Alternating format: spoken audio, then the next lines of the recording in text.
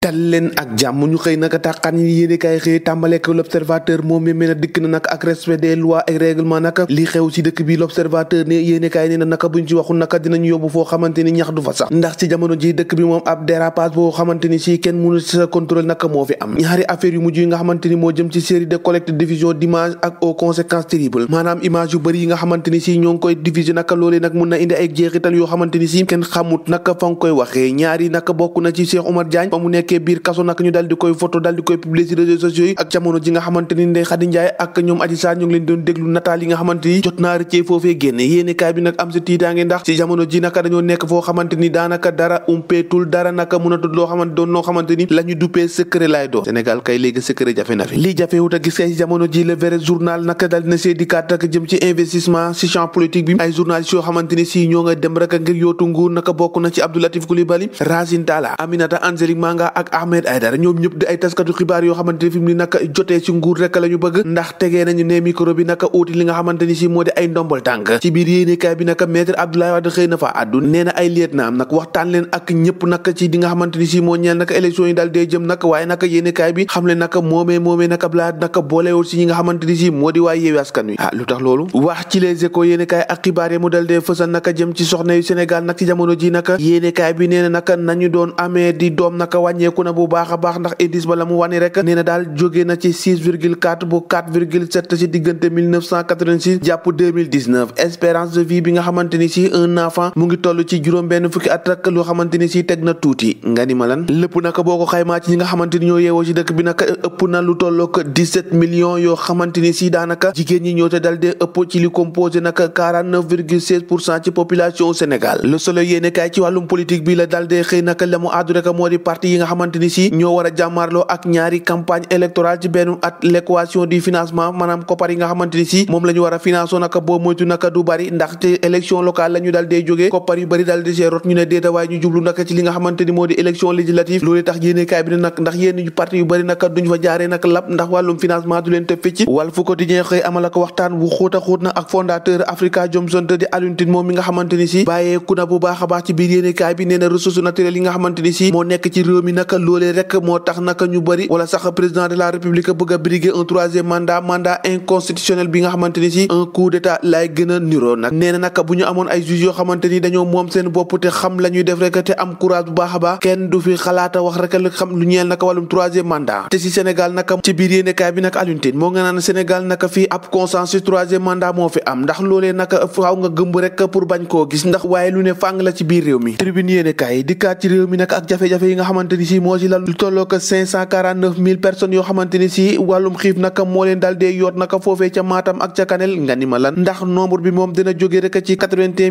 275 nit yoo xamante ni si ñoom naka ci population bi mbiruma jafe-jafe wàllum lekk naka daanaka naka dina leen yoot bu baax a baax l'état naka yéenekaay bi ne état bu Sénégal naka dina lancer ab transfert cash boo xamante ni dina toll ci 44 milliards ngir rek dimbalee ko ñooñu nga xamante ni ñoom lay xiif bi naka di yoot ci jamono ji foofee ca Matam ak ca Kanel xiif de baaxul li baaxul kay ci jamono ji mooy crise bu méttee bi ñu nemmeeku rek ci santé bi jeu de mots bi nga xamante ni si moom la ñu am travailleurs yi dal dee décréwaat lu tolloo ko ñaari fanu grève yoo xamante ni duñu liggéey collectif patience en danger ñoom ñoo ngay sàkku rek justice ngir rek soxna yi nga xamante ni ñooy loru ci kër docteur haute autorité de la santé moo fi nar a am yéenekaay bi naka xëy na see dëxëñ lu baree bari di Le Quotidien yéenekaay wax ci tàggat yaram ak France 4e journée de la fin naanaam ñeenti bëccëg rek moo des laataa ñu jeexal boobee les championnat waaye naka xam na ña jël ca championnat boobee bokk na ci PSG nga xamante ni Idrissa Gana Gueye ak Abou Diallo foofu lañ fubal yéenekaay bi ne Gana et Diallo champion Bouna Sarr sacré en Allemagne saabali naka may na clubam boobee naka ab coupe ñoo ko déggandoo Gaynde Njaay Mbarawaj jàngin jëf ba ëllëg